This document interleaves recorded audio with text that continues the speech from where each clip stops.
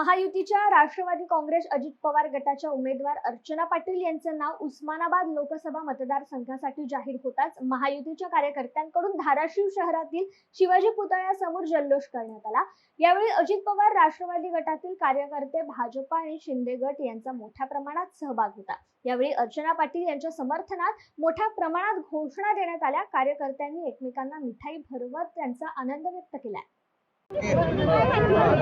आज महायुतीच्या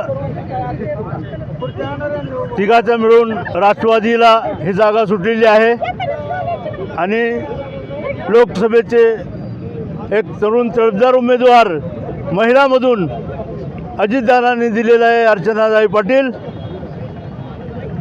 हे उमेदवार आम्हाला एकदम सक्षम उमेदवार आम्हाला मिळालेला आहे राष्ट्रवादी काँग्रेस पक्षाचे आणि तिन्ही पक्षाचे लोक जे आहेत आमचे महायुतीचे सगळे लोक एक दिलाने, एक हिमतीने, एकजुटीने काम करून आमचा राष्ट्रवादीचा उमेदवार, महायुतीचा उमेदवार प्रचंड बहुमताने निवडून येणार आहे एवढी मी खात्री करतो आणि आपले दोन शब्द समजतो।